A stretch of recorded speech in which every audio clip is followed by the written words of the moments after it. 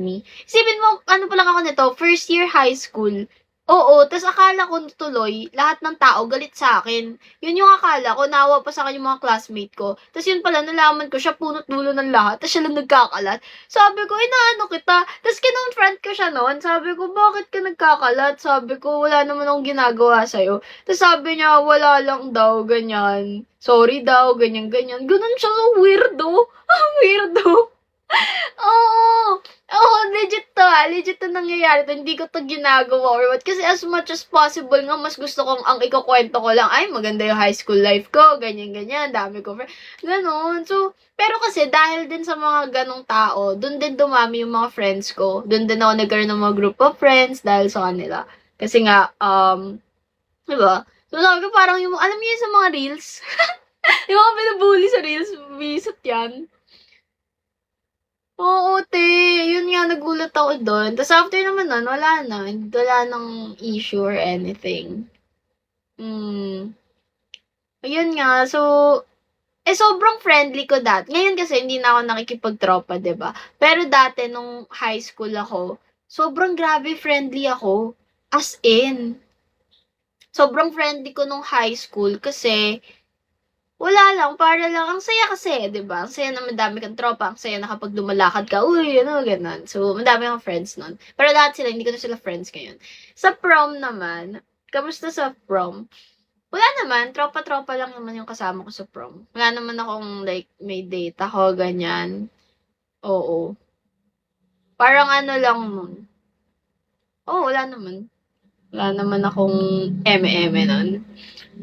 Ay, hindi, meron pa lang. Ginawa ko noon, parang yung varsity player. Di ko, ayoko naman yung mga varsity player kasi nga ang asim nila. Pero may varsity player doon na madami nagkakagusto sa kanya.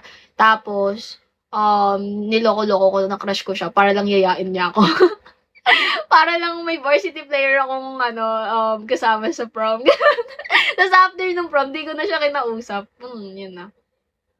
Oo. Nag-usap na lang kami like after a year na ganyan, tapos nagtropa-tropa na lang. Oo. Alam naman nila yon. Ginamit ko. Wala lang, para lang meron akong kasama sa prom, ganun.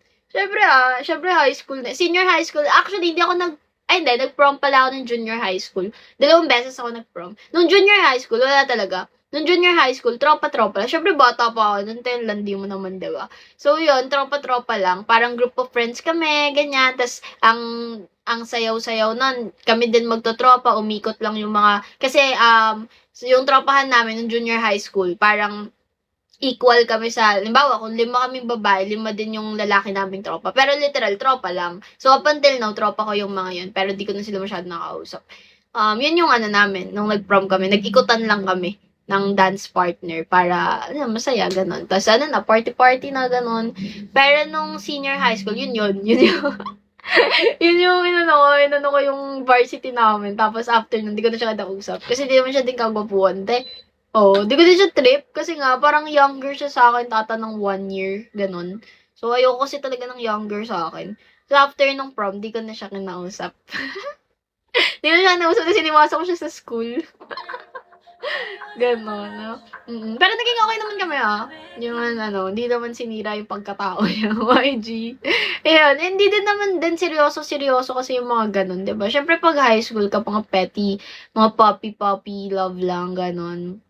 Yun nga yung sinasabi ko, hindi ko kinoconsider yung mga hindi naman wala naman, walang pundasyon, ganun.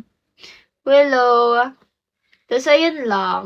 Oo, crush lang. May ako mag-crush siya. Nung, talaga, junior high school naman ako, may ako mag-crush. Tapos, kapag in-rush back ako, hindi ko nakakausapin. Kasi wala na. Sabi ko, walang thrill. Akala mo talaga no?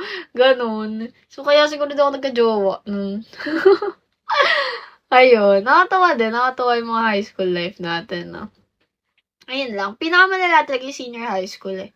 Doon ako medyo, ayokong yun. I mean, masaya pa rin naman. Dami akong tropa din. Pero kasi, after graduation, parang nag-cut ties kami ng mga tropa ko nun. Mas tropa ko pa nga yung mga sa junior high school ko kaysa sa senior, eh. Ganun. Tsaka doon ko din naranasan na yung mga betrayals, yung talagang masasakit na friendship, doon ko din kasi naranasan sa senior high school. College naman kasi wala naman masyado.